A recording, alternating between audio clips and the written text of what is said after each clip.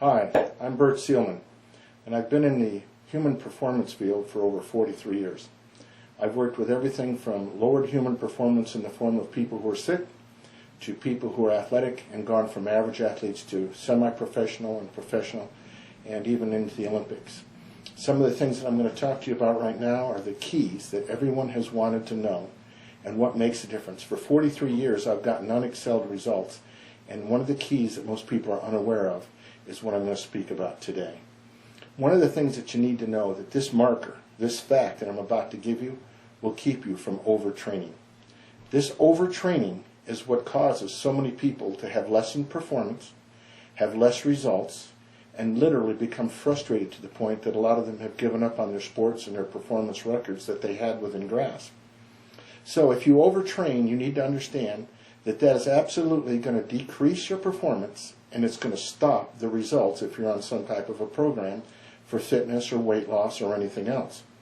Now, imagine if you were to know each and every time that you went into an event that you could be the best you could be. Imagine that you can know what is making the difference in your program and having these keys. So I'm going to get into what this is about.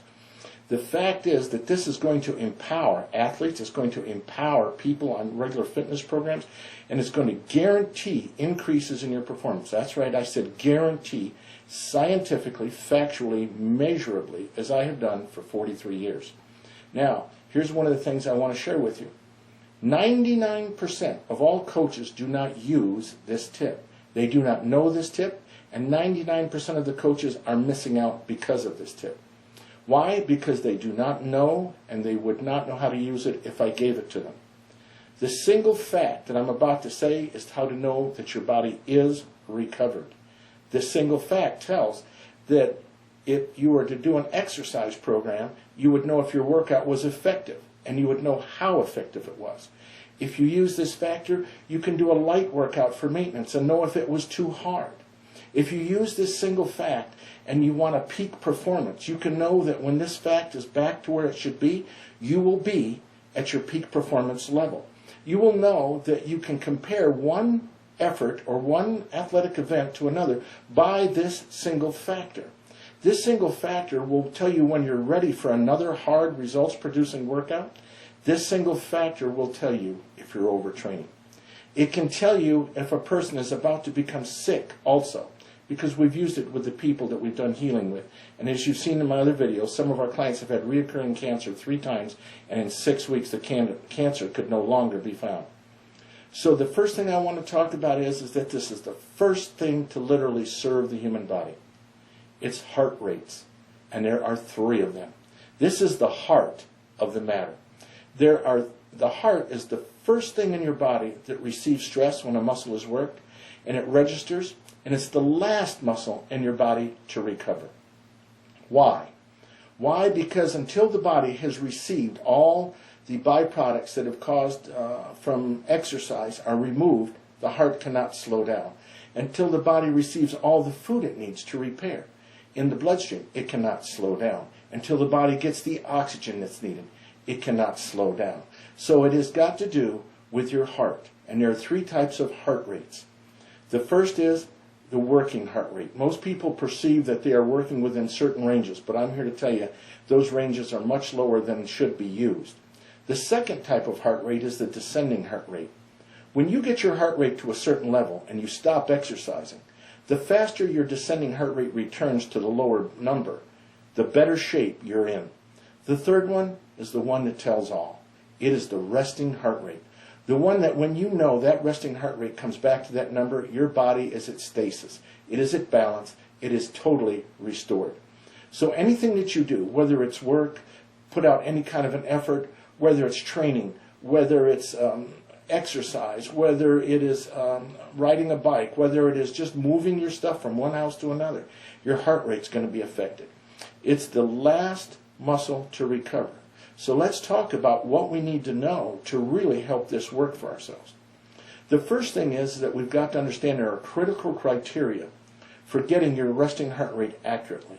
And that first critical criteria is that you get a good, accurate heart rate monitor with a chest strap, and that you have that heart rate monitor where you don't move around and you lay down in the morning. First thing, you just lay that strap across your chest and just lay your hands on it and look at the wristwatch that has the numbers on it and see what your resting heart rate is.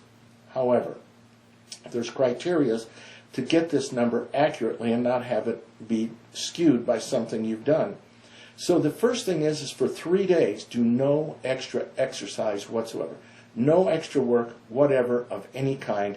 Just take off, rest, recover for 3 days. Watch your resting heart rate each morning. You should see it go lower. When it gets to the lowest number, you know that you've reached your resting heart rate average. Now, no stimulants. No coffee, no tea, not anything that can cause stimulation. Nicotine.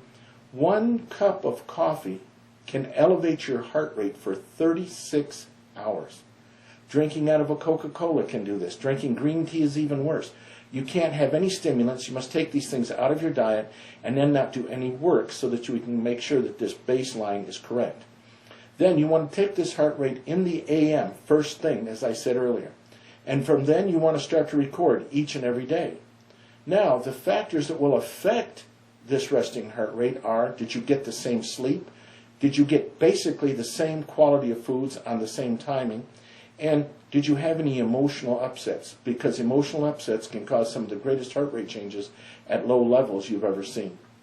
Now, the next thing is to know that you don't want to do too much. You don't want to do too little. You just want to stay at that average to see what you've been doing. Now, one of the things that people do not understand is that everything you eat can affect your heart rate. Whether your blood sugar level is balanced, whether it had a stimulant in it, whether it was too much sugar, too much salt. If you were to eat too much salt, you'd take on more fluid, your heart would have to work harder. So this average must be what it needs to be. The things that can affect you in a positive, which would take way too much time to put on this video, and remember, I've been researching this for 43 years with guaranteeing results across the board, is that there are foods and diets that work with this. They can be found in my book. There are supplements that are definitely, I have not put all together in the book yet, and there are ways of training. So we do personal consulting. We do consulting by phone and get people to literally increase their performance immediately. Imagine what this can mean to an average athlete or a child who's trying to get onto the team this year, or the child who's trying to get into college next year. And this is something I've done for years and years and years. So the heart rate is the answer. The resting heart rate is the baseline for everything. With that, you can compare everything. And one of the things you need to know is that it's critical to the young child. You'll know if he's overworked with the coach, if he's allowing him to recover. This is why he should never be pushed 2 to 3 days before an event. This is why you can know if your performance was good by the amount of beats it goes up and the amount of beats it comes back, and know when you can start to do your next exercise. So know that you can engineer your success. That's right, we engineer people's success by keeping them from overtraining, by considering the amount of nutrition they get, the amount of rest they get, and using that resting heart rate. So check that resting heart rate. Find out if you're overtraining. I do teaching, speaking, workshops, all kinds of things. If you want more information, check our other videos. And this is the information. This is the one single factor that is going to be the first muscle to feel the stress, the last to be telling you that your body's recovered, and the one that will last you for a lifetime. God bless.